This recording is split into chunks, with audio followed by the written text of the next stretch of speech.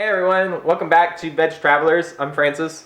And I'm Tracy, and today we're going to talk about what is in our bags when we go to Halloween Horror Nights. Especially if this is your first time, we want to make sure that you go to the event prepared. Yep.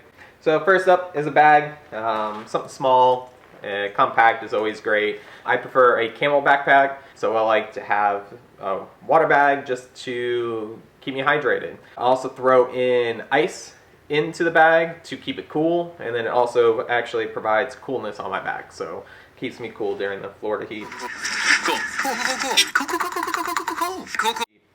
And if you don't have a camel bag, you can absolutely bring either your own bottle to use at the event. The great thing at the freestyle stations is that you can utilize your own water bottles to get water out of that. And then of course you can always use the refillable cups that they sell at Universal, and usually during the event they will have Halloween themed ones. In addition to making sure that you stay hydrated, we want to make sure you don't get hungry. So while Halloween Horror Nights has some amazing food and beverage options, sometimes you're stuck in a line and they could be sometimes a couple hours long, and you don't want to get hangry as you're waiting to go into the house. So I do recommend packing some snacks, some sweet and some savory. So protein bars are good, also something that you can share, so like chips or pretzels, and then maybe something sweet like a little sweet treat like some gummies or some sort of sweet candy that can give you that little sugar rush if you need a boost during the event. Not recommend actually chocolate. Chocolate's going to melt, so nothing worse than having melted chocolate in your bag.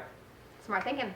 So however you're coming to the park, so if you're going during the day, make sure you carry both your day pass and your Halloween Horror Nights pass.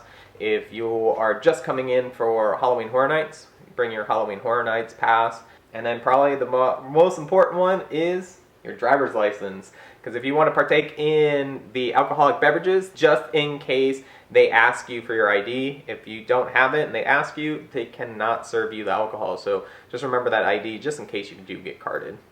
Absolutely. And also another pointer is we are in Florida, which means it is going to rain at some point multiple times during the Halloween Horror Nights run. So definitely recommend bringing some rain gear. So there's a couple of options. You could get the kind of disposable that we actually dry out and reuse.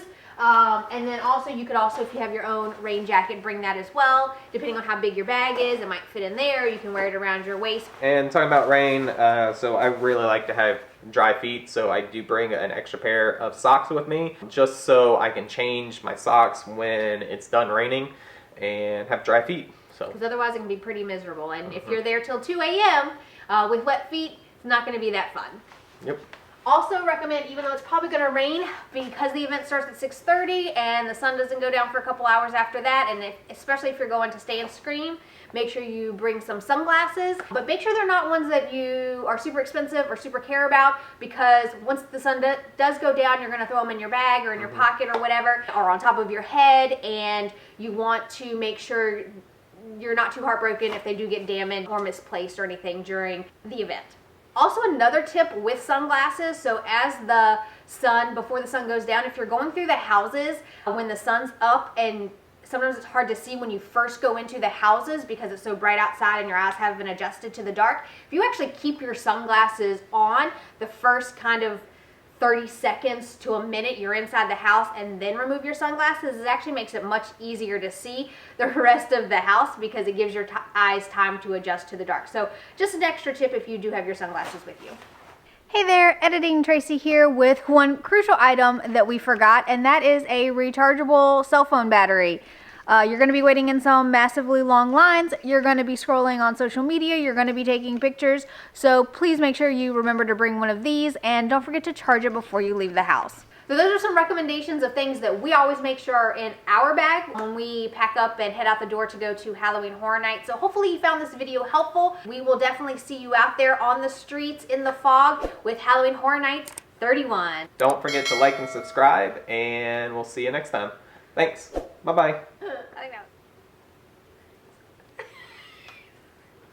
Ready? 1, 2, 3. Well, it's raining outside.